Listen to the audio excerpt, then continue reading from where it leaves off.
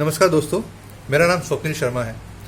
पेशे से मैं एक बैंकर हूं और जैसा कि अभी का जो माहौल चल रहा है उसमें एक चीज़ बहुत अच्छे से समझ में आ गई है कि हर इंसान की ज़िंदगी में एक प्लान बी होना बहुत ज़रूरी है। तो उसी प्लान बी के ऊपर मैं काम कर रहा हूं और मैंने एक प्लान बी के रूप में नेटवर्क मार्केटिंग के करियर को चुना है। दोस्तों, कई जगह पढ़ा है और कई लोगों से सुना है, और स्पेशली हमारे जो मेंटर हैं श्री संजय सिंह राजपूत जी और श्री उज्जैंत राजपूत जी, वो हमेशा हमें समझाते हैं कि यदि आपको अपने क्षेत्र में सफलता पानी है तो आपको मेहनत करनी पड़ेगी, आपको अपने व्यक्तित्व में निखार लाना पड़ेगा, आपको अपने सोचने की क्षमता में अपने सोचने की क्षमता को विकसित करना पड़ेगा, बोलने की क्षमता को विकसित करना पड़ेगा। और इन सब चीज़ों के लिए सबसे मददगार चीज़ होती है किताबें, बुक्स। वो हमेशा हमें यही सलाह देते हैं कि आप रीडिंग की आदत को अपनाएं, ज़्यादा से ज़्यादा किताबें पढ़ें, ज़्यादा से ज़्यादा आपकी सोच विकसित होगी। तो उसी चीज़ को विकसित करने के लिए मैंने किताबें पढ़ना चालू किया है और अभी मैं एक किताब पढ़ रहा हूँ जिसका नाम है इच्छा शक्ति विल पावर का चमत्कार। दोस्तों, इसमें एक बहुत अच्छी चीज़ थी जो मैं आपके साथ शेयर करना चाह रहा था। इसमें एक उन्होंने शुरुआत करी है कहानी से। उसमें क्या होता है कि दो दोस्त अपने गांव में टहल रहे थे, तभी उन्होंने देखा कि एक ग्वाला एक गाय को खींच के ले जा रहा है।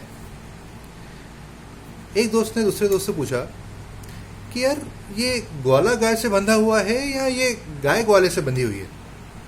तो दूसरे दोस्त ने बोला कि यार, कैसे मूर्खों वाली बात है, ऑफ कोर्स ये गाय ग्वाले से बंधी हुई है। देख, गाय के गले में रस्सी है और रस्सी उस ग्वाले ने पकड़ रखी है, तो इसका मतलब ये है कि गाय ग्वाले से बंधी हुई है। तो यदि ग्वाला रस्सी छोड़ देगा तो गाय क्या करेगी? गाय भाग जाएगी और ग्वाला वो उसके पीछे भागेगा उसको पकड़ने के लिए। अच्छा, वेरी गुड। अब यदि ग्वाला गाय की रस्सी छोड़ के भाग जाता है तो क्या होगा? बोला, ग्वाला भाग जाएगा तो फिर गाय भी भाग जाएगी, तो क्या गाय उसके पीछे भागेगी उसको पकड़ने के लिए? नहीं भागेगी। इसका मतलब ये है दोस्तों कि वो गाय ग्वाले से नहीं बंधी हुई थी, वो ग्वाला गाय से बंधा हुआ था। उसी प्रकार हम अपनी इंद्रियों से बंधे हुए हैं। हमें लगता है कि हमने अपनी इंद्रियों को अपने वश में कर रखा है, जबकि ऐसा नहीं है। आपका पेट भर चुका है और तभी आपके परिवार वाले, आपकी माँ, आपकी बहन आपकी पसंदीदा डिश लेके आ जाती हैं खाने की, तो आपको लगता है बस थोड़ी सी और खा लेता हूँ। जीवन का स्वाद के लिए आप उस चीज़ को खाने से मना नहीं करते और फिर धीरे धीरे आपका वजन बढ़ता रहता है। आप बहुत अच्छी किताब पढ़ रहे हैं, तभी आपकी फेवरेट मूवी आ जाती है।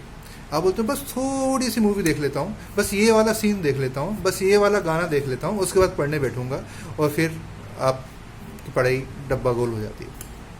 तो हम कई प्रकार से अपनी इंद्रियों से बंधे हुए हैं, और यदि सफलता की राह में हमें अपनी इच्छा शक्ति को जागृत करना है तो सबसे पहले हमें अपनी इंद्रियों को काबू में करना पड़ेगा। इस किताब में उन्होंने इंद्रियों को काबू करने के लिए एक बहुत ही सिंपल सा टूल दिया है।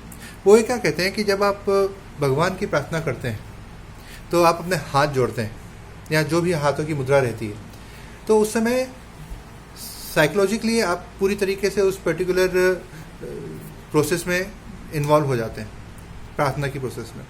उसी प्रकार जब आपकी इंद्रियां आपको कुछ करने के लिए बोलें, जैसे कुछ लोगों को तलब लगती होगी शायद सिगरेट की, कुछ लोगों को तलब लगती होगी शायद अल्कोहल पीने की, कुछ लोगों को तलब लगती होगी टीवी देखने की, कुछ लोगों को तलब लगती होगी मीठा खाने की, कुछ लोगों को तलब लगती होगी अपनी कोई फेवरेट खाने की चीज़ खाने की।